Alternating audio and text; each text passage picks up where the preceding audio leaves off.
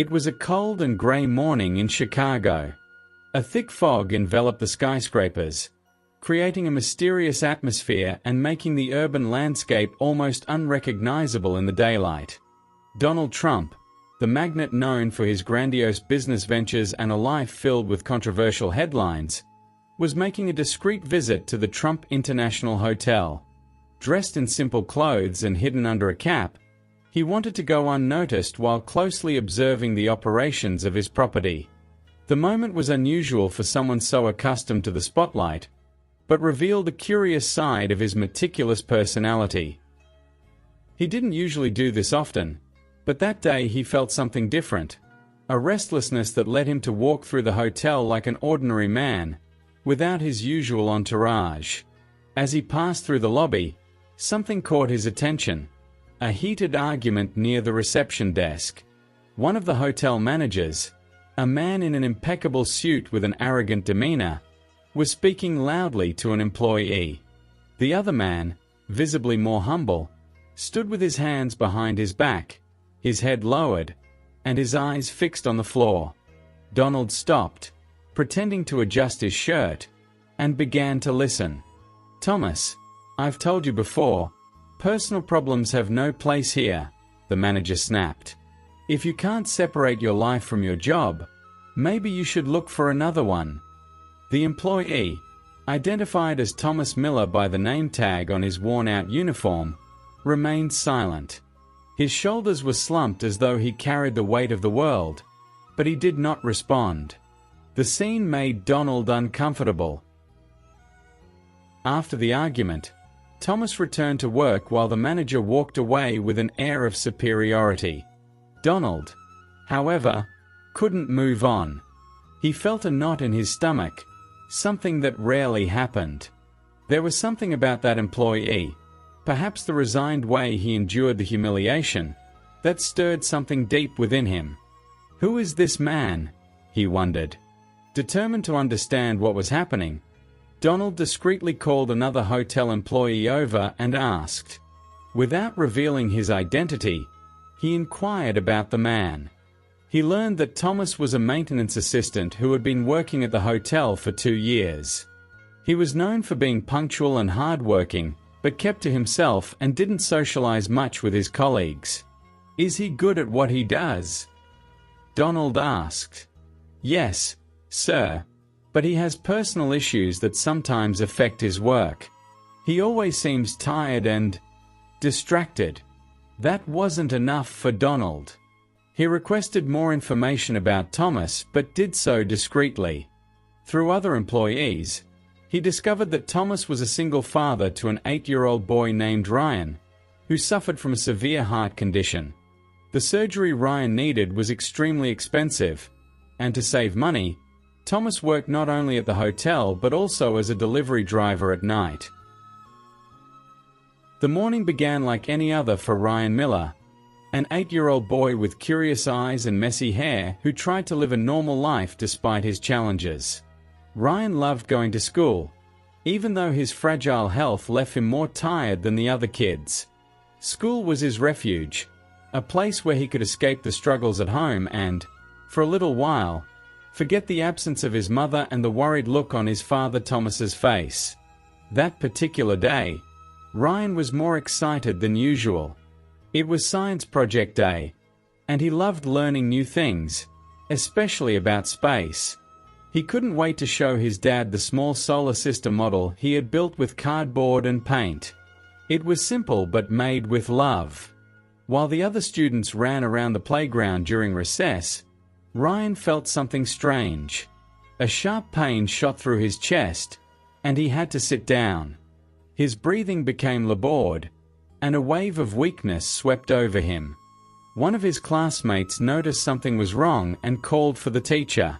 Soon, Ryan was in the school infirmary, pale and trembling.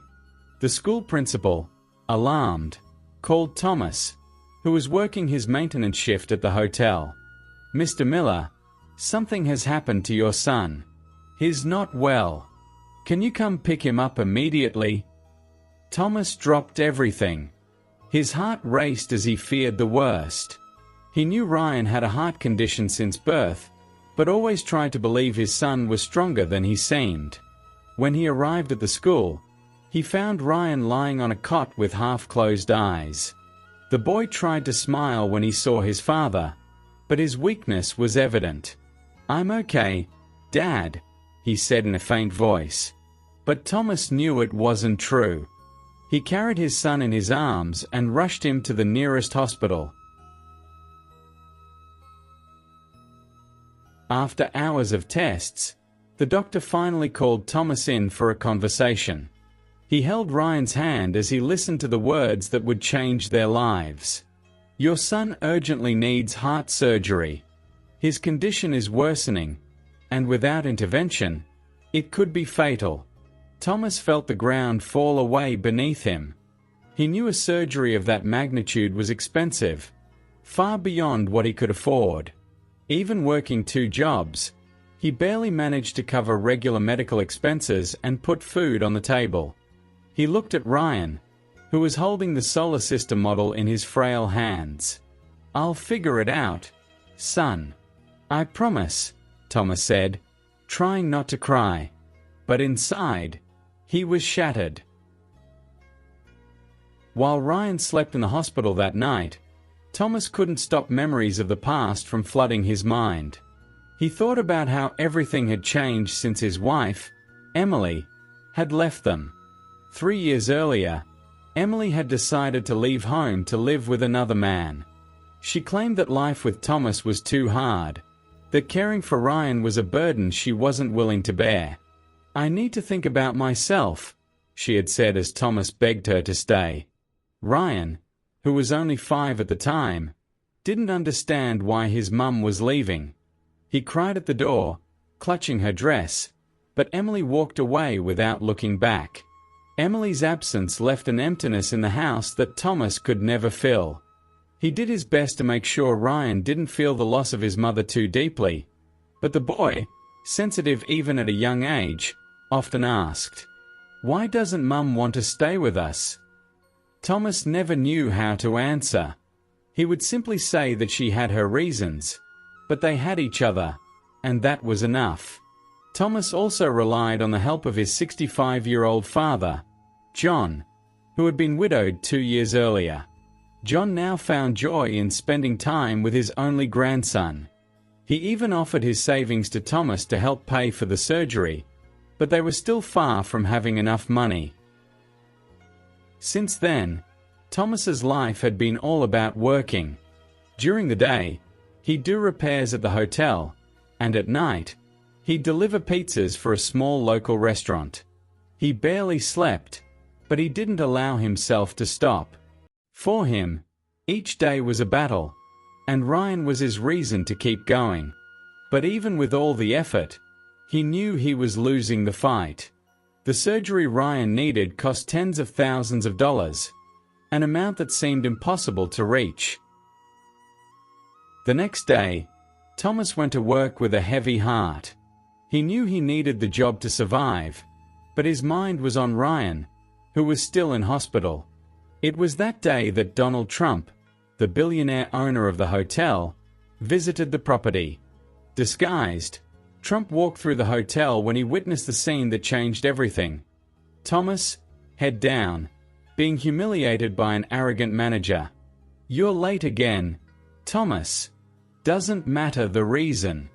If you can't meet your responsibilities, maybe this job isn't for you." Thomas, exhausted and desperate, remained silent. He needed the job, even if it meant swallowing his humiliation. Trump, observing from a distance, felt unsettled. Something about Thomas's resigned behavior intrigued him. He decided to investigate, and upon learning the full story, he felt compelled to act. Donald Trump sat in his makeshift office inside the Trump International Hotel, a stack of reports piled up on the desk in front of him. But his mind wasn't on the work. He couldn't stop thinking about Thomas, the employee he had seen being humiliated by a manager a few days before. There was something in Thomas's eyes, in his humble and resigned posture, that stirred a feeling of unease in Trump. Determined to learn more about the man, Trump requested a detailed report on Thomas Miller. When the document arrived, he began reading. Each detail uncovered more about the difficult life of the employee. A single father, a sick child, exhausting shifts. However, it was the name of Thomas's mother that caught his attention, Margaret Miller. The name sounded strangely familiar. He repeated it out loud, trying to recall where he knew it from. Suddenly, like a bolt of lightning, the memory hit him. Margaret had worked as a housekeeper at his parents' home during his childhood. Trump remembered playing with a boy named John, Margaret's son. The thought left him stunned. He immediately called Thomas in for a private conversation, eager to clarify the connection. When Thomas walked into the room, he was nervous. He didn't understand why such a powerful man would want to speak with him. Trump greeted him with a warm smile and made some casual small talk before getting to the subject that had been on his mind. "Thomas, your grandmother's name was Margaret Miller, right? She worked as a housekeeper." Thomas was taken aback. "Yes, sir. My grandmother worked as a housekeeper for many years, but she passed away when I was young. My father, John, always talked about how much she valued the job she had." Trump sat in silence for a moment, processing what he had just heard. "John, your father was my childhood friend. We used to play together while your mother worked at my parents' house. I never knew what happened to him after we grew up." Thomas was stunned. He couldn't believe what he was hearing. "My dad used to tell stories about the days he spent at the house where my grandmother worked. He always said he had a friend named Donald." The room fell silent for a few seconds before Trump let out a soft, emotional laugh. "So you're John's son and Margaret's grandson. That explains a lot. Let me tell you something, Thomas. I was already determined to help you and Ryan before I even knew this, but this discovery just made it all the more special." Donald Trump was intrigued after learning that Thomas was John's son, his childhood friend. The memory of carefree days playing with John while his mother, Margaret, worked at the Trump household brought a mix of nostalgia and emotion. "Thomas, how's your dad? I'd really like to see him again," Trump asked, with a sincere smile. Thomas was moved by the question. "My dad's doing well, Mr. Trump. He's been a huge help in raising Ryan, especially since my mother passed away. He's a wonderful grandfather." Trump was impressed. "That's great to hear. If he's half the man I knew back in the day, I already know how special he is. Why don't you call him now and let's have a coffee together? I'm sure it'll be a reunion neither of you will forget." Thomas smiled, picking up his phone. "Absolutely, sir. He'll be so emotional to see you again." As Thomas called John, Trump felt a deep sense of gratitude. He was thankful for the opportunity to reconnect with a part of his past, and even more so for the chance to help shape the future for Ryan and his family. The unexpected connection moved Trump deeply. Not only did he commit to covering the cost of Ryan's surgery, but he also offered Thomas financial support to help him rebuild his life. He made sure to honor Margaret and John, remembering the kindness and dedication that had marked his childhood. For Thomas, discovering the link between Trump and his family was a surprise that brought a fresh perspective. He never imagined that such a powerful man would have a connection to his roots. Life is full of coincidences, but some seem destined to happen. For Trump, reconnecting with the family of a childhood friend was a reminder of how the people who cross our paths can leave a lasting mark. And for Thomas, it was proof that the past, even distant, can shine a light on the present. As Donald helped Thomas, he also dealt with a manager who had humiliated him. He called him in for a meeting, and this time, revealed his identity. The manager entered the room pale, sweating nervously. "I saw how you treated Thomas," Donald began, his voice firm. "And let me tell you something. If you want to work for me, you need to treat every employee with respect. I don't tolerate arrogance or humiliation." The manager tried to justify himself, But Donald cut him off. "This isn't a request. It's a warning. And for now, you're suspended. Consider this your last chance." Months later, Thomas's life had completely changed. Ryan had made a full recovery from surgery, and Thomas now held a better position at the hotel, with more time to spend with his son. He never forgot what Donald had done for him. Trump, on the other hand, rarely spoke about what had happened. He didn't like to flaunt his good deeds. But deep down, he knew that the act of compassion had taught him something valuable. True power isn't found in wealth or property, but in the ability to change someone's life. And so, billionaire Donald Trump, known for his strength in business, showed the world that even the most powerful men have room to help their fellow man. This story carries a deeply emotional weight, bringing together the unexpected reunion of childhood friends with a gesture of generosity that impacts multiple generations. It highlights how ties from the past can influence the present in surprising and touching ways. The connection between Trump, John, Thomas, and Ryan is an inspiring example of how generosity and action can change lives. If you were also moved by this narrative, don't forget to subscribe to the channel, leave a like, and comment on what touched you most about this story.